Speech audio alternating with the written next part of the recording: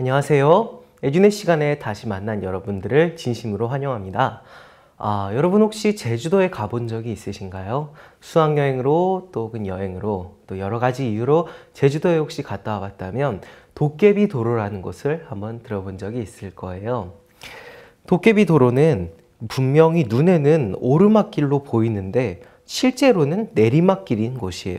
앞에 언덕이 있고 오르막길인데 물을 쏟으면 물이 내리막 쪽으로 흘러내리는 게 아니라 오히려 언덕 쪽으로 쭉 올라가면서 흐르죠. 그리고 이 언덕 앞에서 차를 세우면 차가 뒤로 가는 것이 아니라 오히려 앞으로 언덕으로 저절로 올라가요. 그것도 느리지 않은 빠른 속도로 올라간다고 합니다. 참 이상하죠.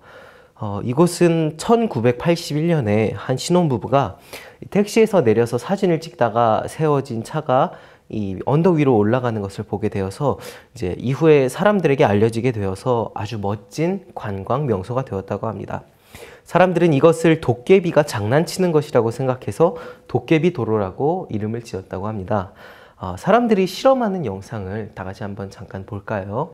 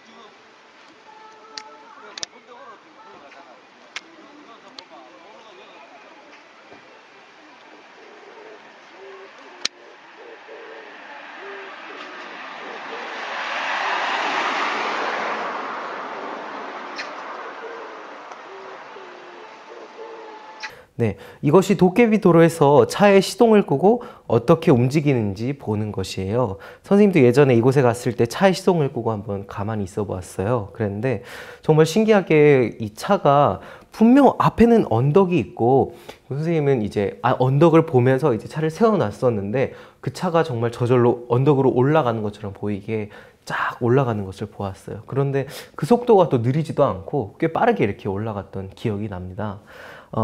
그런데 이런 현상이 사실 일어나는 이유는 도깨비가 장난을 쳐서가 아니라 착시 현상 때문이라고 할 수 있습니다. 이 도로가 오르막길처럼 보이는 것은 이 주변의 지형 때문이라고 하네요. 주변의 산과 나무 등의 이 지형 때문에 우리의 이 눈이 착각을 해서 이제 내리막길이 오르막길처럼 보이게 된 것이죠. 자, 착시 현상이란 사물의 크기, 형태, 색깔 등이 실제로 어떠한 것과 또 눈으로 보는 것과 차이가 나는 현상입니다. 실제는 동그라미인데 작은 동그라미인데 실제로는 작은데 눈에서는 크게 보이고 또 눈에는 작게 보이는데 실제로는 큰 동그라미인 경우 뭐 여러 가지가 있겠죠. 자, 이런 착시 현상인데 이렇게 착시 현상이 일으키는 이유는 우리 눈이 피곤하거나 또 우리 마음이 불안할 때 또 어떤 것을 특정한 이런 고정관념을 가지고 있을 때 등등 이제 때때로 우리 눈이 정보를 잘못 판단하고 받아들이기 때문에 일어나는 현상이라고 합니다. 실제와는 다르게 우리의 눈이 착각을 일으켜서 일어나는 현상이죠. 우리에게는 진짜로 받아들여지는 것이죠. 분명 눈앞에는 언덕이 있는데 그런데 사실은 그곳이 언덕이 아니지만 우리 눈이 착각을 일으켜서 그것이 언덕처럼 보이는 그런 현상인 거죠. 자, 여러 가지 이 착시 현상 중에서는 여러 가지 종류가 있다고 해요. 이 착시 현상에 대한 이 그림들을 보면 아주 재미있다는 것을 발견할 수 있을 거예요. 자, 지금부터 함께 살펴보도록 할게요. 첫 번째, 대비착시입니다. 대비착시란 이 사물의 크기나 모양, 또 색채의 대비로 서로 차이가 나는 것 때문에 일어나는 착시 현상이에요. 자, 첫 번째 그림인데요. 이 검은 사각형 사이사이에 원들이 혹시 보이시나요? 근데 이 원들이 자세히 보면 어떤 것은 하얀색이고 어떤 것은 까만색 같아요. 잠깐 한번 한 5초 정도 보도록 할게요.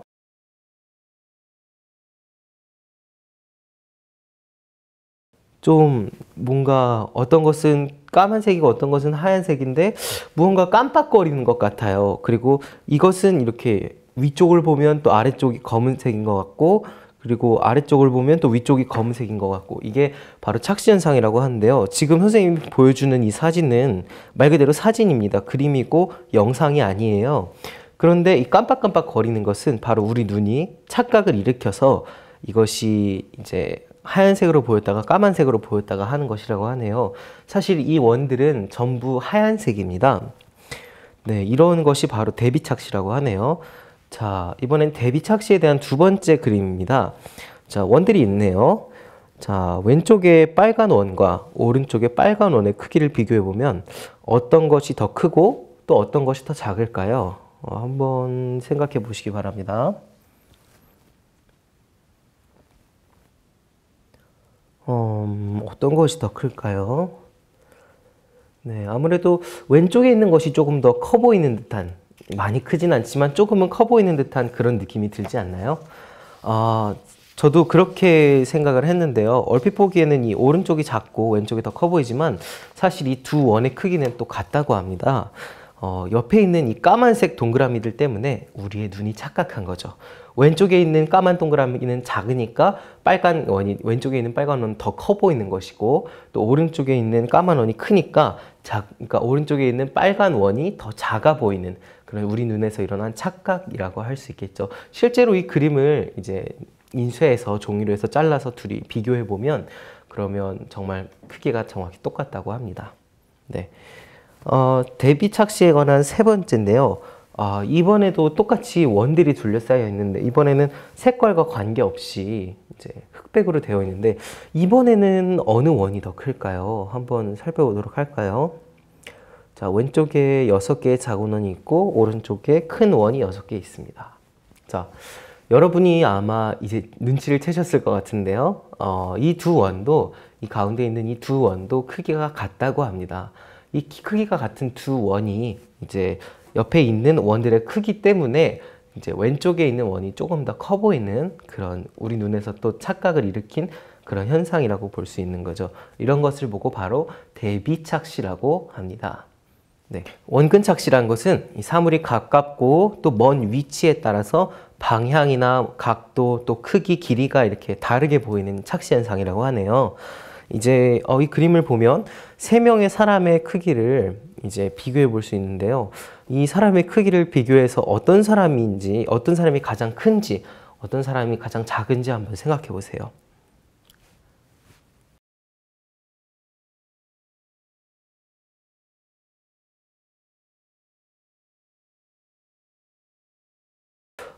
이 아래에 영어를 읽을 줄 아는 친구들은 벌써 이제 알겠지만 또 눈치가 빠른 친구들은 벌써 알아챘을지도 모르겠네요. 이 세 사람의 키를 비교해 보면 요 아래 제가 영어로 적혀 있는 것을 한번 이렇게 이야기해 줄게요.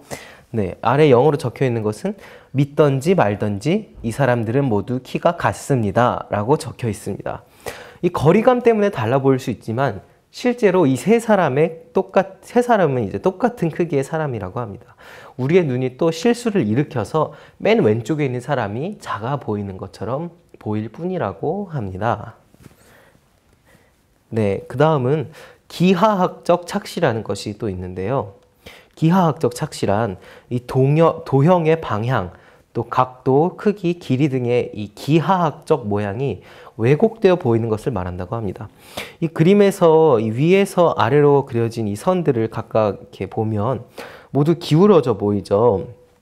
조금 가운데 쪽으로 몰려 있는 듯한 느낌이 들지만 사실은 모두가 평행한 똑같이 위아래로 쭉 뻗어 있는 직선들이라고 합니다. 이 빗금들이 쳐져 있는 것 때문에 우리 눈에서 착각을 일으키게 되는 것이라고 합니다. 자, 또 몇 가지를 살펴볼까요? 자, 이 그림을 한번 봅시다. 자, 보라색 벽돌 건물이 있는 것 같은데요. 자, 어느 쪽일까요? 이것이 바깥쪽에서 찍은 사진일까요? 아니면 안쪽에서 찍은 사진일까요? 자, 이 가운데 이제 선이 쭉 그어져 있고, 그리고 왼쪽 건물과 오른쪽 건물이 이제 직각으로 이렇게 굽어져 있는 모습인 것 같은데요. 자, 이것이 과연 이 가운데 있는 것이 벽 두 개가 만나서 요 벽 두 개가 만났을 때 이 벽에서의 요 바깥 부분일까요? 아니면 요 안쪽 부분일까요?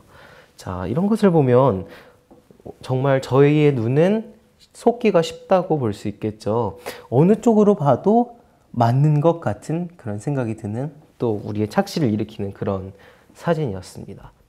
그 다음 두 번째. 자, 이것도 좀 헷갈리는 그림이네요. 자, 어느 쪽이 위고 어느 쪽이 아래일까요? 자, 어떤 사람은 사다리를 타고 올라가기도 하고 반대편에서는 줄로 끌어당겨 주기도 하는 것 같은데, 또 보면 반대로 생각해 보면 또 사다리를 타고 있는 사람이나 그 줄을 밑에서 받고 있는 사람이나 그 사람들이 오히려 천장에 있고 바깥쪽 울타리에 있는 사람들이 이제 바깥에 절벽 끝에 매달려 있는 것처럼 보이기도 하네요.